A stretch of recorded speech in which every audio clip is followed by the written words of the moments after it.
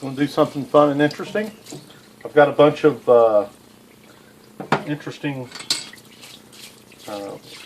parallel bars and different things like that. This is probably just an old piece of stock. Yeah, it's just an old piece of stock. But a lot of this stuff is straight edges and bars for jigging up things on a milling machine or a press. And I've got a lot of this stuff that was not cared for. This came out of a box of things I've probably had 20 years. And it's just stock. We're not going to waste time on that. And I'm going to use a product called Evapo-Rust to derust all this stuff. Here's a little holder. Got a few of these things. I want to clean up and start derusting some of this stuff so that when I want to use it, I'll be able to use it. Well, of course, I could use it if it was rusty, but it's just kind of disgusting, don't you think? I think I want to take a little better pride in my workshop than what these parts show. And I don't have a rusty knife, but I wish I had a rusty knife. What's this say? It's got some numbers on it. I don't have a rusty knife, but you could clean up a rusty knife in this Evapo-Rust material as well. Get the grease off of this stuff, and we'll meet you at the Evapo-Rust container. Here we are at our hermetically sealed Evapo-Rust derusting station. Here's the things I'm going to be derusting. I've degreased these. These are hold downs I showed you. I've got some small parallel bars of various sizes. I picked out a couple of reamers. This is some kind of tapered reamer. It's probably one of the rustier ones that I got in the last deal. More parallel bars. These are pretty nice. This matching one's in pretty bad shape. I picked up a few of my rusty inserts for screwdrivers and stuff, and I'm going to put it all in the Evapo-Rust. And I want this to be kind of, I don't want things laying flat on the bottom in here, which is another reason why I picked the small bits to throw those in here, because I don't want anything laying sealed against the bottom and not getting in contact with the solution. Oh wow, almost forgot about this big tool holder.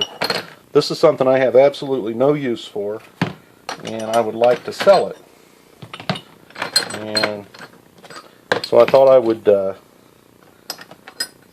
gallon of Evapo-Rust was $22 at my local O'Reilly's Auto Parts store. So I thought that tool should get me at least $20 on eBay, so I'll trade it for this container of Evapo-Rust. Probably overloading this with too much stuff. Now it says it doesn't harm any plastics. It says it does not harm aluminum, brass, copper, any other metals. But it also won't remove any corrosion from any of those metals. It just removes rust from steel or things that contain iron. Yeah, I've got too much stuff in here. Okay. So it's kind of like cologne. If a little bit's good, more must be better, right? Pour this in. Now this is a, oh, you can see through it. That's interesting. Usually when I see this demonstrated, it's darker colored fluid. It turns darker as it absorbs rust, and it won't be active anymore after it turns completely black. And I don't think I'm going to put any more than that in here. It says lightly rusted things can be left in for, light rust will be gone in 30 minutes, and heavily rusted things, the rust will be gone in a day or two. I don't know if I can arrange this so everything's under fluid.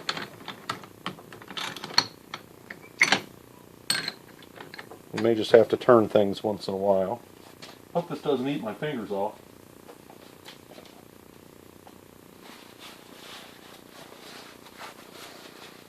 So there we go. We'll check this after a while. See what it looks like. And let's don't forget, let's put the lid on it. I don't know if this will build up pressure or not. I've got a vacuum on this lid. I'm going to check it just to see. Oh, look, there's a way I can disturb it.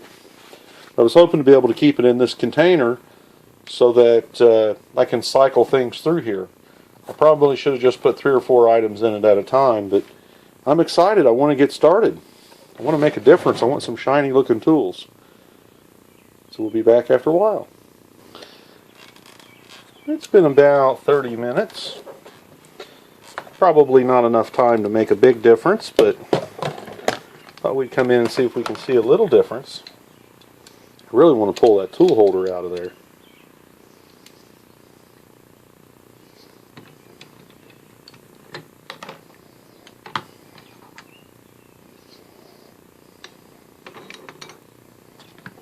Let's get one of these clamps out. You know, I think the clamps, I think the steel area is brighter.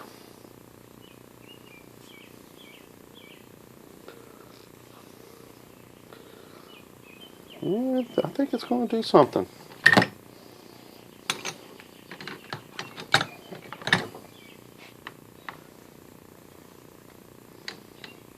Might have to leave it for a while.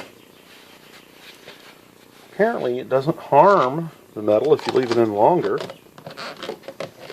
So I'm sure I'll be leaving all this stuff in until tomorrow. Oh, I forgot to check and see if it was still under a vacuum. Alright, here is a bunch of nuts and bolts that I want to blue for my companion lathe project. I've started a project and I've saved you all from seeing all of the cleaning and preparation. But I want to experiment with gun bluing, and so some of these nuts and bolts and fasteners I'm going to blue. I've ordered bluing from Brownells. And there's not very much rust on that stuff, just a little bit here and there. But did you notice there was a couple of bolts in there, and there's a couple of washers that are already blued, and this is supposed to remove bluing. So this is a blued bolt. So I'm looking forward to seeing if it removes bluing. I have a Kel-Tec PF9 with some rust on the slide, and I don't know whether I'm going to remove all the bluing and completely re-blue it, or just blue over what's there to hide where I clean up the rust, or to, I guess not hide, but to just, I'm sure it'll when I remove the rust, I'll lose the bluing on that part of the slide. So this will let me get a little bit of experience with some parts that don't matter a whole lot. I'll pick up this trash, can't stand it. And so we'll see how it does here at removing the bluing. It's the next morning. I would say 10, 11 hours after I was out here playing with the Evapo-Rust. And I'm going to take a look and see what we have here. Just for fun, I put a pretty well brown patinaed pair of channel locks down in here in my nuts and bolts. Woohoo! That's pretty interesting.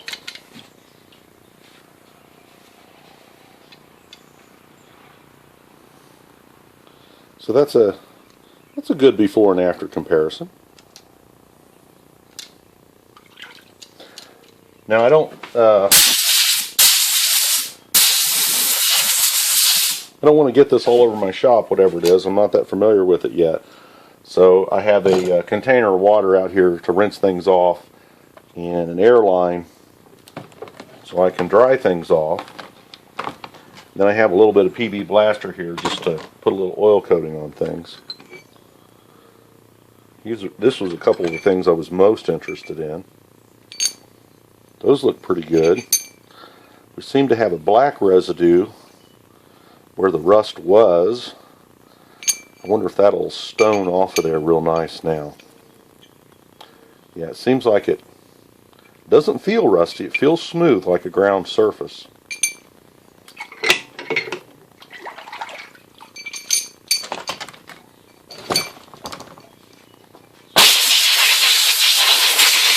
Still feels sharp. I don't think it's hurt the quality of the tool.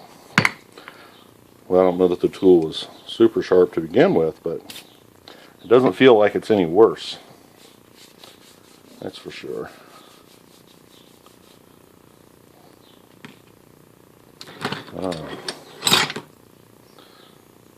Here's the thing. One of the things I wanted to get cleaned up.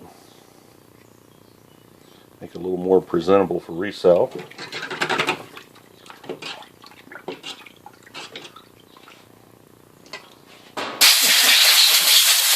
I don't want what I've accomplished to turn back to rust here, so I can always get the oil back off of it.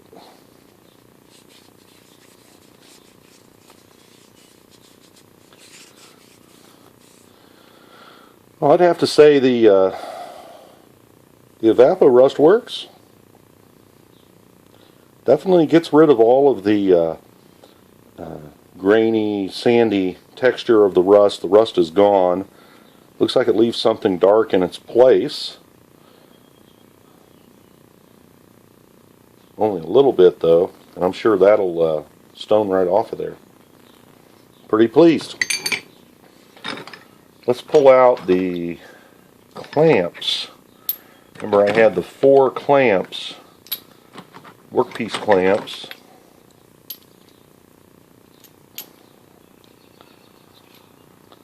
Is that corrosion still on there? Yeah, that's got a little bit of corrosion left right there. A little bit of rust. That's got a little bit of rust. I think I can solve that just by leaving it in the fluid a little longer. I think those will look really nice. And we'll pick a good one of these out and bring the stone over. Let's see. All the rust is gone off of that one, so we'll do it. Now this stone came out of my parts washer, so it does have some solvent on it. Suppose I should wipe that off.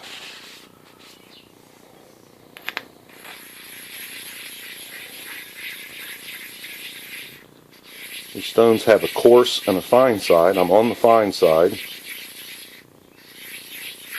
You want to use the whole surface of the stone in order to keep it flat.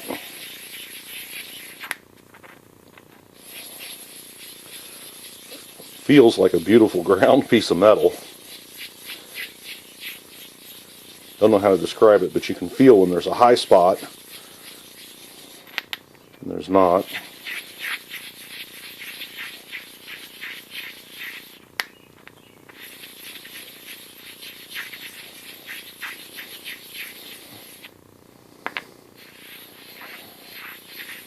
Notice the stone's building up a slurry too. Well, that's not realistic for me to do that little tip, is it? Okay.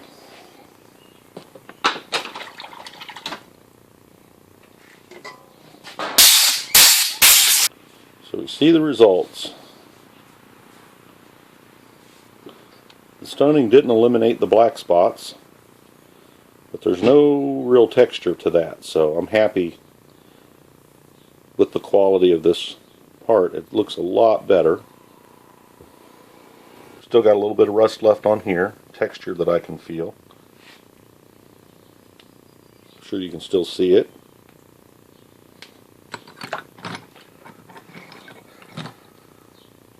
I wanted to make sure I had some tool steels, which was one of the reasons why I included some bits. Some of the uglier looking bits, there's still rust on that. Notice the solution has turned darker, which they said it would turn completely black when it was all the way spent. It's just now just kind of a gray shade. Well, I think I'm just going to leave this stuff in here.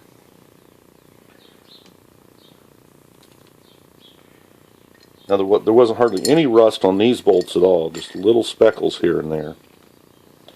And we can see this color of this solution didn't change much at all either.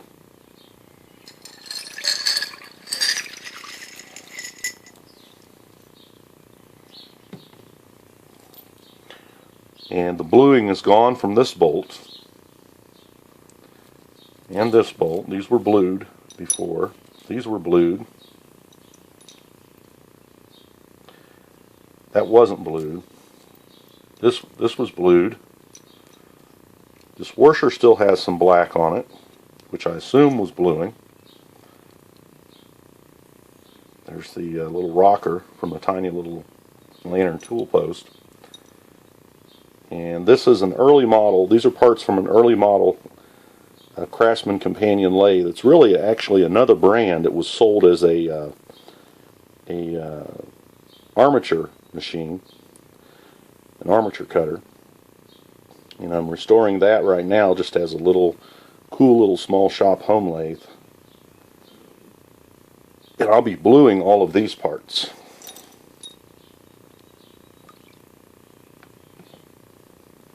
Now, just as an experiment, dropped one of my pieces. I'm going to put these parts back in the jar without taking the film off of it. I dropped some kind of little nut or boulder fastener in there. I'll find that later. But I'm going to put these parts in here without cleaning them. And this evening when I get home, we'll look at those and see how they fared. See if they corroded or anything because I didn't oil them from leaving that solution on. Now, it would be pretty ironic if they did corrode and rust. I don't think they will. But it'll be a fun little data point on this product. We can see how important it is to clean it immediately. It's pretty neat. Something that eats rust but doesn't eat your hands, or doesn't appear to. Here we are about another 12 hours later. And I left, if you remember, this stuff uncleaned. I just drained the jar. And I don't see any rusting. So I think it's okay to leave these materials uncleaned. And remember, I put a few things back in here because they had rust on them still.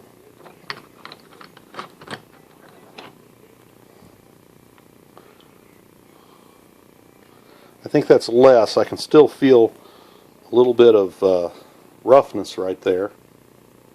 I think it just needs more time to work.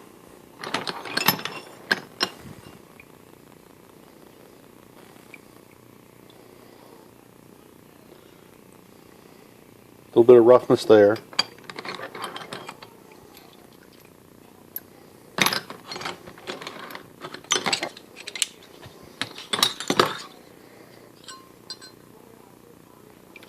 We can see where things were more deeply rusted. We have the pits are black, and I assume that is the dark spots or area below the surface. There's the sound of a smooth surface. There's the sound of the gray area.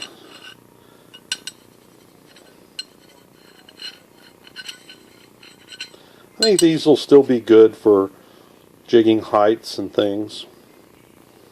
Still important to go ahead and clean them up. This is an interesting line that has appeared on this part.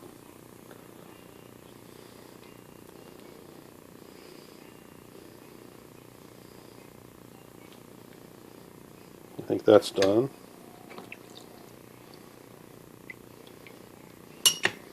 Now, I guess I would conclude that the Evapo-Rust is pretty cool. This I put back in. I think there's still some stuff above the surface there. We'll let that cook. I wish I had the match to this. That's a pretty cool piece. I'm feeling, I think that area is a think that's above. I'm going to leave that.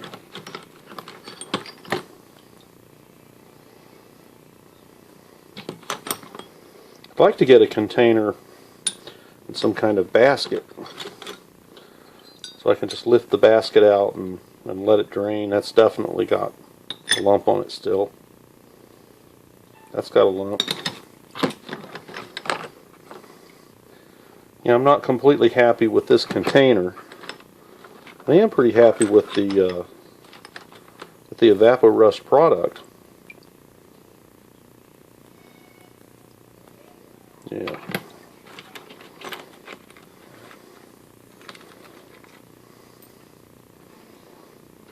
That's good. It's gotten dark enough now that I can't see down into it.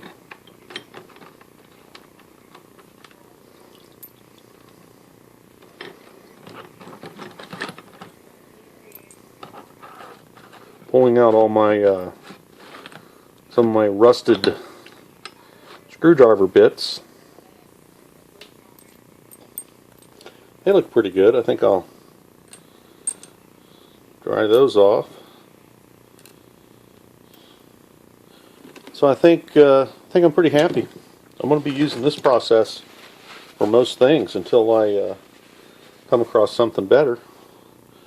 And I just don't think there is anything better other than taking care of your tools to begin with, so this doesn't happen. Although this stuff all came to me rusty like that, other than these screwdriver bits. Evapo-Rust, give it a try. Bonus footage. Remember I had these bars that had numbers in them? Well, curiously, where's it at? This bar, need better light. This bar says 234 go. Now there's such a thing as a go, no-go gauge. And I thought, well, I wonder if this is a no-go gauge. A go or a no-go gauge. It measures 236 and a couple of tenths. So it measures actually a couple of thousandths thicker than the 234 here. There's no decimal, but I'm suspicious that this has something to do with the thickness here. This it says 396 on both ends, here and here. And when we measure that, that's the measurement that we get. I'm reading 396 and maybe 1 or 2 tenths there. 1, 2, 3 tenths. So this is some kind of tool, not a block to be stacked upon. Probably was for some special setup jig or something, who knows. Probably came from Area 51. Yeah, that's what it was. It came from Area 51.